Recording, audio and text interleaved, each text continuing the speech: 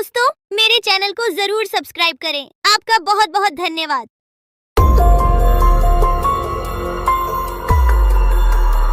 बहुत साल पहले की बात है।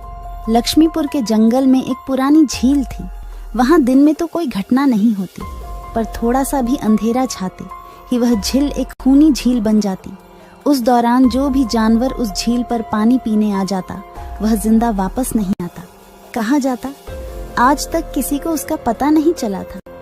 यही वजह थी कि जंगल के सारे जानवरों ने, यहाँ तक कि जंगल की राजा शेर ने भी उस झील को खूनी झील घोषित कर दिया था। अब पूरे जंगल में कोई भी शाम को उस झील की तरफ जाने की हिम्मत नहीं करता था।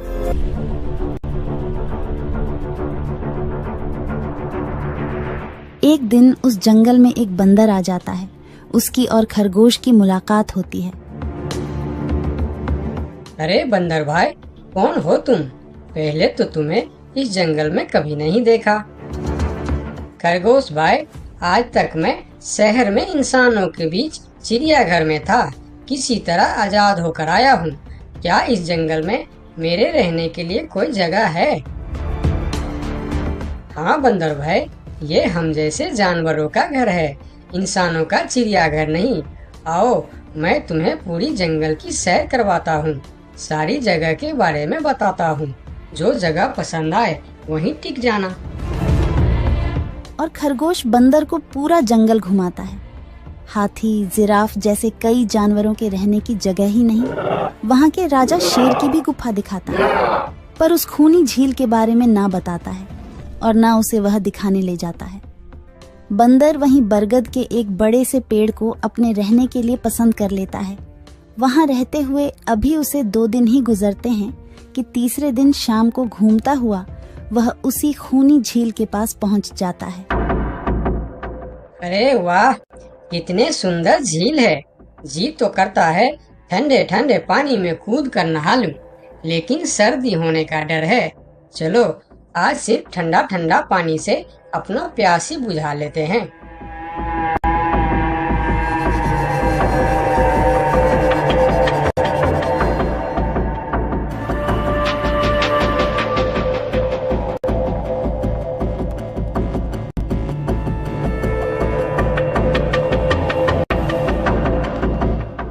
अरे बंदर भाई, तुम इतने डरे हुए क्यों हो?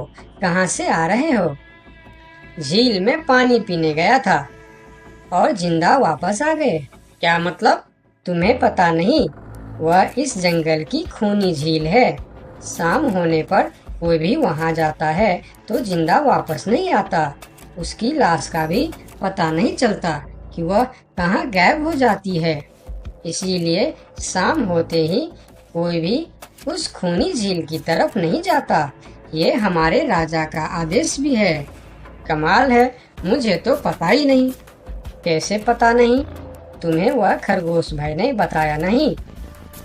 लो, खरगोश भाई भी आ गया। अरे खरगोश भाई, आपकी वजह से आज बंदर भाई की जान जाते जाते बची। मेरी वजह से? हाँ, तुमने बंदर भाई को पूरा जंगल घुमाया, हर जगह के बारे में बताया। इस खूनी झील के बारे में क्यों नहीं बताया?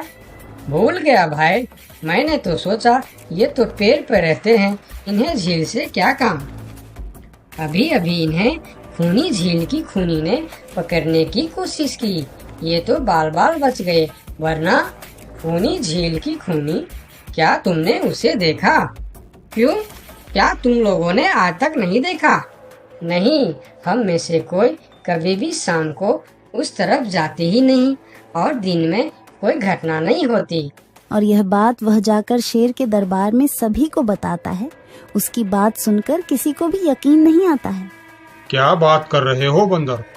मैं सच कह रहा हूँ महाराज, लेकिन हम लोगों तो कभी आज तक देखा ही नहीं, क्योंकि आप लोग उसे खूनी झील समझकर दिन में ही वहाँ जाते हो और शाम होते ही आप लोग डर के मारे वहाँ जाना बंद कर देते हो। पूरे दिन वह मगरमच्छ झील में छुपा रहता है, शाम होते ही चुपचाप निकलता है और झील के पास पानी पीने आए जानवरों को खा जाता है। और आप लोग समझते हैं कि यह झील ही खूनी है, जबकि खूनी यह झील नहीं, इसमें छिपा हुआ मगरमच्छ है। हमें तो यकीन नहीं हो रहा है। वही तो बंदर भाई, हमें अगर पहले पता होता कि आप इतने बड़े झूठे हो तो हम अपने जंगल में आपको रहने की कभी जगह नहीं देते। अरे यार, आप लोग मेरे बात पर यकीन क्यों नहीं करते? मैं आप लोगों का भलाई के लिए ही बोल रहा हूँ। अगर तुम्हारी बात सच्ची है तो क्या तुम उस मगरमच्छ को हमें दिखा सकते हो? क्यों नहीं महाराज, आज शाम होते ही आप लोग वहाँ जाकर पेड़ और पत्थरों के बीच छुप जाना। और फिर शाम को वह सभी उस खूनी झील के पास जाकर छिप जाते हैं। झील के किनारे जाकर बंदर 2-3 बड़े बड़े पत्थर उस झील के पानी में फेंकता है। पत्थर के गिरने की छपाक छपाक की आवाज सुनकर मगरमच्छ पानी के अंदर चलता हुआ शिकार करने वहां आता है। मगर वहां पेड़ के पीछे छिपे दिखाई देते हाथी को देखकर वह सावधान हो जाता है और सोचता है, अच्छा, तो यह लोग मुझे छुपकर देखने आए हैं। अब मैं क्या करूं? हाँ, ये लोग तो बेवकूफ है। इन्हें फिर से बेवकूफ बनाते हैं। मैं फिर से पत्थर बन जाता हूँ। देखा, हमने कहा था ना, झील में एक बड़ा सा पत्थर है। हाँ, देखो, यही पत्थर तो हमें हमेशा रात में दिखाई देता है। हाँ, वही तो। ये पत्थर सिर्फ रात को क्यों दिखता है, दिन में क्यों नहीं दिखता, कभी सोचा है? हाँ, रात को चंद्रमा की वजह से पानी में ज्वार आता है तो वह पत्थर ऊपर हो जाता है। दिन में ज्वार नहीं आता तो पत्थर पानी में डूबा रहता है। उनकी बेवकूफी भरी बातें सुनकर बंदर परेशान हो जाता है। अरे यार, तुम लोग भी ना समझते ही नहीं। ठीक है, चलो एक काम करते हैं। तुम लोगों को लगता है ना कि वह बड़ा पत्थर, कि वह बड़ा ही मजबूत पत्थर है। अगर यह खुद ही बता दे कि यह एक मजबूत पत्थर है तो मैं भी मान जाऊंगा और अभी गुलाटी मारते हुए झील में छलांग लगा दूंगा और तैरता हुआ इस तरफ से उस तरफ चला जाऊंगा। यह सुनकर मगरमच्छ के मुंह में पानी आ जाता है। लगता है आज बंदर का नरम नरम मांस खाने का मौका मिलेगा। वैसे भी ये सारे जानवर बेवकूफ है। आज तक मुझे पत्थर ही समझते आए हैं। मैं पत्थर हूँ, मैं मजबूत पत्थर हूँ। सुना आप लोगों ने? ये कैसे आप लोगों को बेवकूफ समझता है? अरे पत्थर भी कभी बोलते हैं क्या? अब सभी की समझ में बंदर की बात आ जाती है। रात भर सभी शेर राजा की गुफा में मीटिंग करते हैं। बंदर सही कह रहा था। यह मगरमच्छ जरूर कहीं दूसरे जगह से हमारे जंगल में आ गया है। लेकिन अब क्या करे? अगर धरती पर होता तो मैं उसे धूल चटा देता था, लेकिन पानी में हमारा शक्ति कम हो जाती है। तो क्या इससे हमें कभी छुटकारा नहीं मिलेगा महाराज? मेरे ख्याल से तो नहीं। मिलेगा महाराज। ये पानी में भी रहेगा, हमें देखेगा भी, मगर वह कुछ कर नहीं पाएगा। ये कैसे हो सकता है? हो सकता है हाथी भाई। बस आप लोग मुझे 2 बड़े बड़े रस्सी दे दो। रस्सी का क्या करोगे? मैं शहर के चिड़ियाखाना में था तो एक एक तरीका सीखा है जानवरों पर कब्जा करने की। हम इस पर कब्जा कर लेंगे। और बंदर को 2 बड़ी बड़ी रस्सी लाकर दी जाती है। फिर बंदर उन सभी के साथ रस्सी लेकर उस खूनी झील पर पहुंचता है।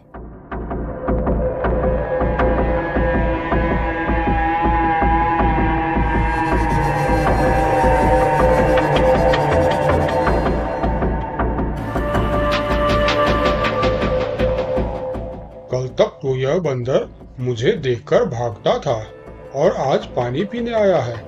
लगता है ये भी दूसरे जानवरों की तरह मुझे पत्थर समझने लगा है। अभी इसे अपना निवाला बनाता हूँ।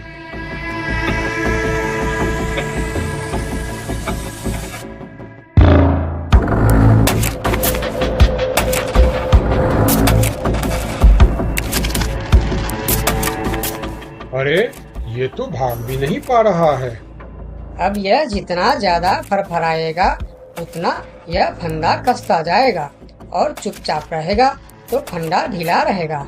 जैसे यह फिर हिलेगा फिर फंदा कसता जाएगा। अब ना यह इससे छूट सकता है और ना पानी में जा सकता है। अरे वाह, फिर तो यह हमारा कुछ भी नहीं बिगाड़ सकता। अब हम सारे जानवर इस झील में कभी भी पानी पी सकते हैं, कभी भी नहा सकते हैं। अब यह हमारा कुछ भी नहीं बिगाड़ पाएगा। अरे वाह बंदर भाई, मान गए। आपने तो हमारी समस्या ही खत्म कर दी, वरना रात भर हमें प्यास ही रहना पड़ता था कि हमें झील में पानी पीने गया और झील ने हमें खा लिया। तो आज हमें एक बात समझ में आई है कि किसी भी अफवाह के चक्कर में हमें अपनी जगह छोड़कर नहीं जाना चाहिए, बल्कि उस अफवाह का समाधान क्या है वह खोजना चाहिए, क्योंकि कोई भी जगह खूनी नहीं होती, उस जगह पर रहने वाला खूनी होता है।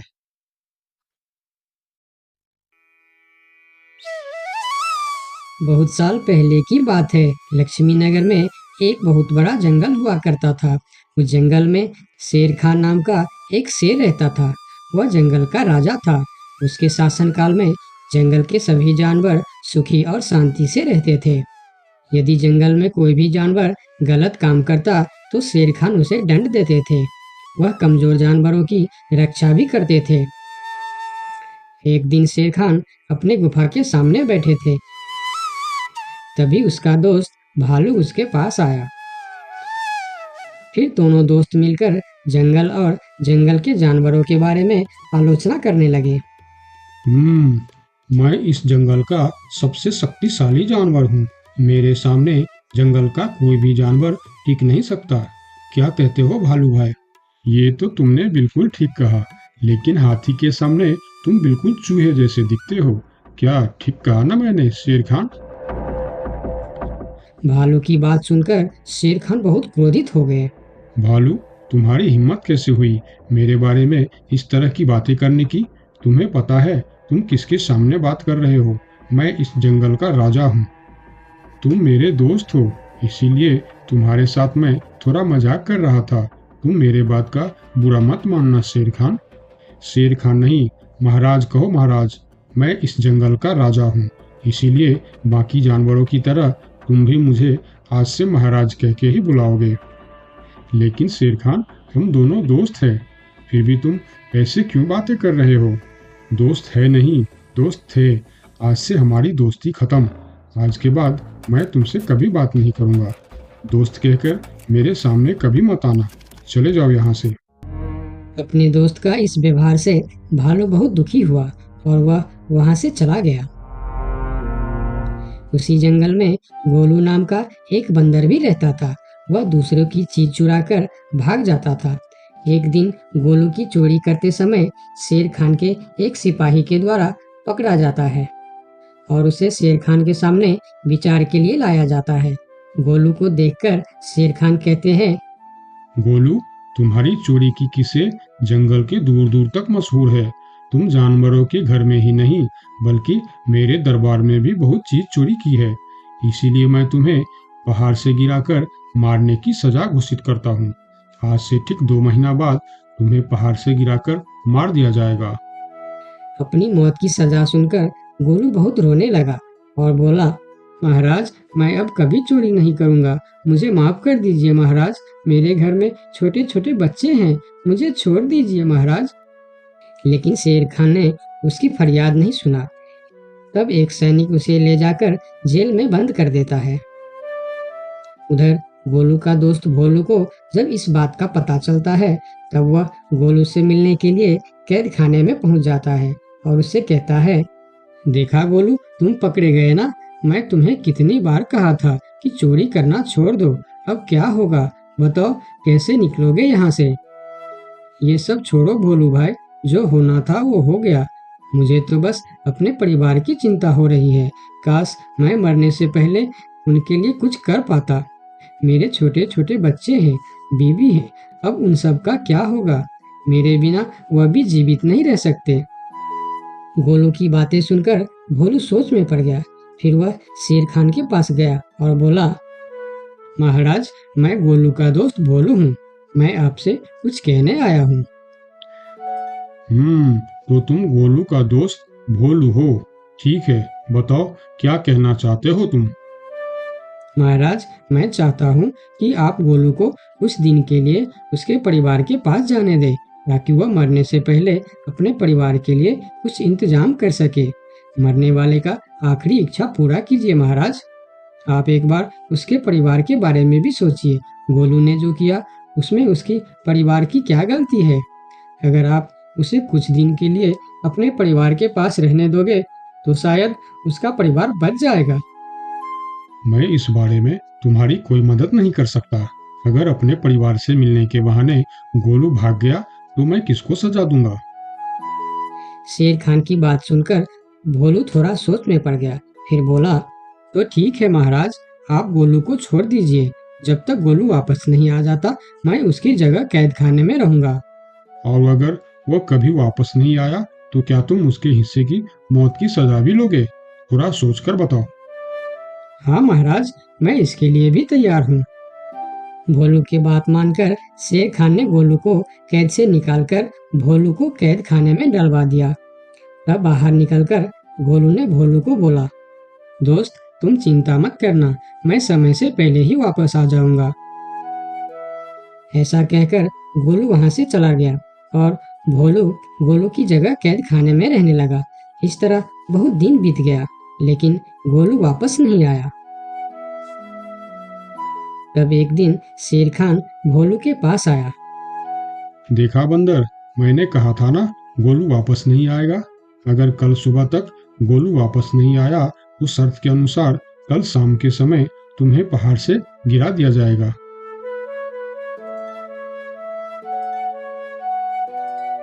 अगले दिन भी जब गोलू वापस नहीं आया तब शेर खान और उनके सैनिक भोलू को लेकर पहाड़ के किनारे पर गए। फिर भोलू को खाई के किनारे खड़ा करके शेर खान ने कहा, देखा ना मूर्ख बंदर, तुम्हारे दोस्त तुमको धोखा देकर चला गया। अब तुम मरने के लिए तैयार हो जाओ। लेकिन इस बार भी गोलू नहीं डरा और बोला, कोई बात नहीं महाराज, मैं अपने दोस्त के लिए मरने के लिए भी तैयार हूँ। मैं यह जानकर बहुत खुश हूँ कि मेरा दोस्त अपने परिवार के साथ खुश है। मेरे आगे पीछे और कोई नहीं है, मैं तैयार हूँ महाराज। शेर खान और भोलू के बीच बातचीत चल ही रही थी कि तभी थोड़ी दूर पर गोलू उनके और आता हुआ दिखाई दिया। फिर पास आकर उसने बोला, तुम्हें ऐसा करने की कोई जरूरत नहीं है दोस्त। तुमने मेरे लिए जो किया उसके लिए तुम्हारा बहुत बहुत शुक्रिया। अब मैं अपनी सजा पूरी करने के लिए तैयार हूँ। महाराज छोड़ दीजिए मेरे दोस्त को। गोलू, तुम्हें वापस आने की क्या जरूरत थी? मैं यह सजा ले लेता था। तुम्हारे घर में छोटे छोटे बच्चे हैं, बीवी है, उनका क्या होगा? मेरे परिवार में मेरे अलावा और कोई नहीं है, इसीलिए यदि मैं मर भी जाऊं तो मेरे लिए किसी को कोई दुख नहीं होगी। तुम यहाँ से चले जाओ। नहीं दोस्त, गलती मैंने की है, इसीलिए सजा भी मुझे ही मिलनी चाहिए। उन दोनों की दोस्ती को देखकर शेर खान सोचने लगे, ये दोनों अपने दोस्ती के खातिर एक दूसरे के लिए जान देने के लिए तैयार है, और मैं एक छोटी सी बात के लिए अपने सबसे अच्छे मित्र भालू से दोस्ती तोड़ दी। यह मैंने बहुत बड़ा गलती कर दी। मुझे इसका प्रायश्चित करना ही होगा। किसी को मरने की कोई जरूरत नहीं है। तुम दोनों की दोस्ती देखकर मैं गोलू की सजा माफ करता हूँ। और याद रखना गोलू, अगर तुमने फिर से चोरी की तो अगली बार मैं तुम्हारी सजा माफ नहीं कर पाऊंगा। नहीं नहीं महाराज, आज के बाद मैं फिर कभी ऐसा गलती नहीं करूंगा। आज से मैं ईमानदारी से मेहनत करके अपना परिवार चलाऊंगा। आपका बहुत बहुत धन्यवाद महाराज। ठीक है, अब तुम लोग यहाँ से जा सकते हो। उनके जाने के बाद शेर खान सीधा अपने दोस्त भालू के पास गया। भालू मेरा दोस्त, मैं यहाँ तुमसे माफी मांगने के लिए आया हूँ। मैंने जो उस दिन तुम्हारे साथ व्यवहार किया वह बहुत गलत था। मैं बहुत शर्मिंदा हूँ, मुझे माफ कर दो मेरे दोस्त। लेकिन महाराज, आपने तो कहा था। महाराज नहीं, शेर खान बोलो, शेर खान। आज से तुम मुझे महाराज नहीं शेर खान ही बुलाओगे, क्योंकि दोस्त एक दूसरे के नाम लेकर ही बुलाते हैं। आज से तुम मेरे सबसे अच्छे दोस्त हो। गोलू और भोलू की दोस्ती देखकर शेर खान को अपनी गलती का एहसास हुआ और उसने भालू से माफी मांगी और दोनों फिर से दोस्त बन गए। तो दोस्तों, इस कहानी से हमें यह सीख मिलता है कि कभी-कभी दूसरे के अच्छाइयों को देखकर भी हम अच्छा बन जाते हैं। इसीलिए हमें हमेशा अच्छे लोगों के साथ ही दोस्ती रखनी चाहिए और अच्छे-अच्छे काम भी करनी चाहिए। आपका बहुत-बहुत धन्यवाद।